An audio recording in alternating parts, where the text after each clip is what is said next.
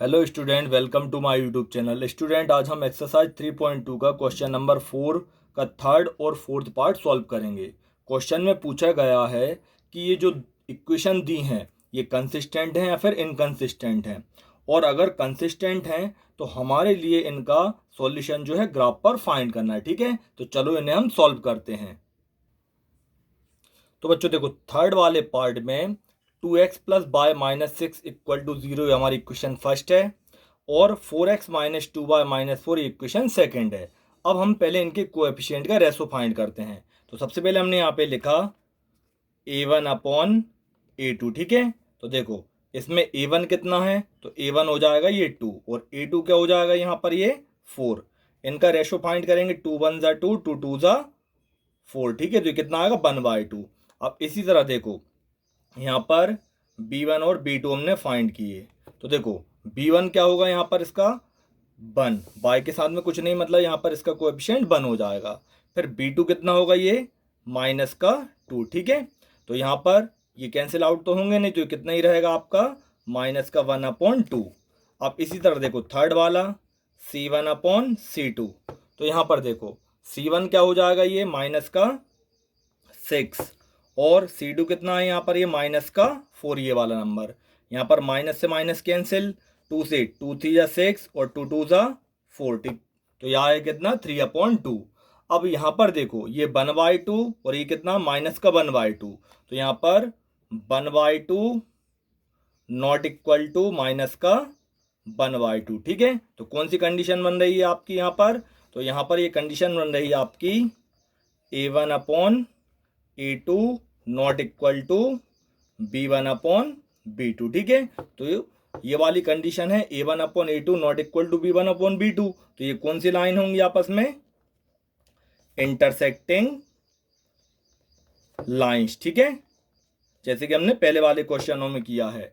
अब जो intersecting line है वो कौन सी इक्वेशन में होती हैं, कंसिस्टेंट में। ठीक है, तो हम यहां पर लिखेंगे therefore the given pair of equation is consistent. ठीक है, मीन्स जो इक्वेशन दी गई है वो कौन सी है, कंसिस्टेंट है। अब ये कंसिस्टेंट है तो हमारे लिए इसे ग्राफ पे सॉल्व करना पड़ेगा। ठीक है, तो जो देखो ग्राफ पर रिप्रेजेंट करने के लिए सबसे पहले हमने यहाँ पे लिखा फॉर ग्राफिकली सॉल्यूशन।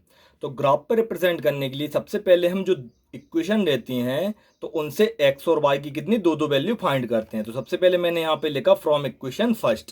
अब इक्वेशन फर्स्ट क्या है, 2x plus y minus six equal to zero. थोड़ा हम इसे पहले सिंपल करते हैं, तो ये हो जाएगा 2x इक्वल टू माइनस का 6 उस तरफ जाकर किसका हो जाएगा प्लस का, और ये प्लस का y उस तरफ जाकर किसका हो जाएगा माइनस का। ठीक है, फिर यहाँ पर x इक्वल टू, तो ये कितना हो जाएगा 6 माइनस वाई, और ये जो 2 है वो कहाँ पे आ जाएगा अपॉन में। ठीक है, अब हम क्या करेंगे यहाँ पर y की अपने हिसाब से कुछ भी वैल्यू लेट कर सकते हैं। तो सबसे पहले मैंने यहाँ पे लिखा व्हेन y इक्वल टू, अब सबसे पहले मैंने y की वैल्यू ले ली यहाँ पर 0। ठीक है, तो यहाँ पे क्या हो जाएगा x इक्वल टू, देखो ये 6 का 6 माइनस, और बाय जो वो अभी हमने कितना 0 लिया, तो यहाँ पर ये 0 आएगा, और अपॉन में 2। ठीक है, तो ये कितना हो जाएगा 6 में से 0 गया 6, और अपॉन में 2, 2 से इसे कैंसिल करेंगे, कितने बार में हो जाएगा ये 3 बार में।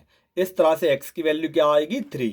तो हम यहाँ पर ये बॉक्स में लिखेंगे x की वैल्यू 3 और बाय हमने क्या लिया था 0। ठीक है, अब फिर से एक और वैल्यू लेंगे हम, तो मैंने यहाँ पे ये लिखा व्हेन बाय इक्वल टू, अब इस बार मैंने बाय की वैल्यू ले ली कितनी 2। ठीक है, तो ये क्या हो जाएगा x equal to 6 minus y upon में 2 दिया है। ठीक है, तो यहाँ पर देखो x का x, फिर यहाँ पर 6 माइनस, और बाई की वैल्यू क्या है 2 और अपॉन में 2, तो 6 में 2 गया क्या बचा 4, और अपॉन में 2, 2 से कैंसिल किया, तो x के इक्वल में कितना आया ये 2, 2 वन ज़ा 2, 2 टू ज़ा 4। ठीक है, और वैल्यू बच्चों ऐसी लेना है कि 6 से माइनस करें तो जो आंसर है वो 2 से डिवाइड भी जाना चाहिए, इसलिए मैंने यहाँ पर 2 लिया। ठीक है, तो देखो x भी 2 है और y भी क्या है 2, तो हम यहाँ पर लिखेंगे x भी 2 और y भी 2। ठीक, तो इस तरह से पहला वाला बॉक्स हमारा फिल हो जाएगा। ठीक है, अब इसी तरह से बच्चों हम सेकंड वाली इक्वेशन के लिए भी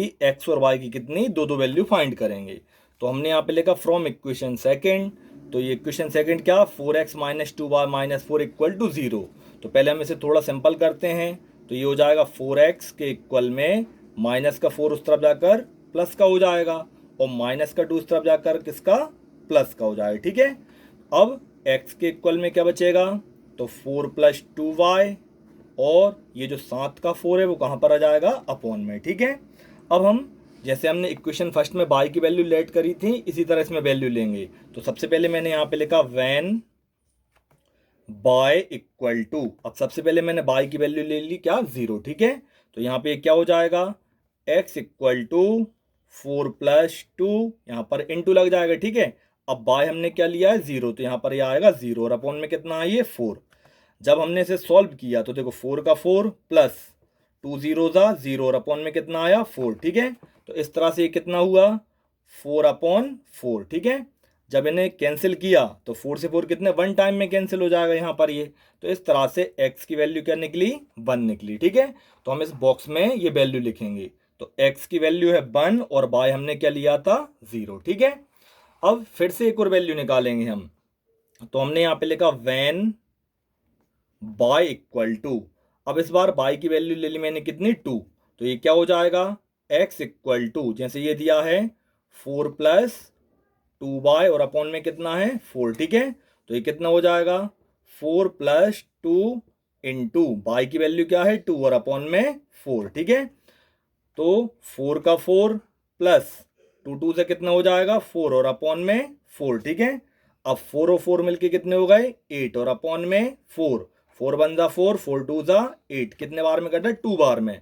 तो इस तरह से x की वैल्यू क्या निकली, 2। ठीक है, तो हम यहाँ पे लिखेंगे x की वैल्यू कितनी, 2, और y इस बार हमने कितना लिया था, तो y देखो हमने 2 लिया था। ठीक है, मतलब x और y जो हैं वो दोनों कितने, 2 2 निकल आए। ठीक है, अब इस तरह से ये जो है हमारे 2 बॉक्स बन गए। अब इन्हीं दोनों बॉक्स को हम किस पर, ग्राफ पर रिप्रेजेंट करेंगे। ठीक है, तो बच्चों देखो ग्राफ पर रिप्रेजेंट करने के लिए इस तरह से हमने एक ग्राफ बनाया, ये वाली x एक्सिस, ये y एक्सिस। ठीक है, अब नेगेटिव जो वैल्यू हैं, तो देखो हमारी इक्वेशन में नेगेटिव वैल्यू ज़्यादा नहीं निकली, इसलिए हमने एक एक दो दो वैल्यू यहाँ पर रिप्रेजेंट कर दी। ठीक है, अब देखो सबसे पहले पहली इक्वेशन में क्या था, पहला पॉइंट 3 और 0। ठीक है, तो हम यहाँ पर x एक्सिस पर 3 और y पर 0 मीन्स ऊपर तो जा ही नहीं पाएंगे, तो यहाँ पर ये पहला पॉइंट आपका यहीं बन जाएगा, तो ये क्या हो जाएगा 3 0। ठीक है, अब इसी तरह से देखो सेकेंड पॉइंट क्या है, 2 और 2। ठीक है,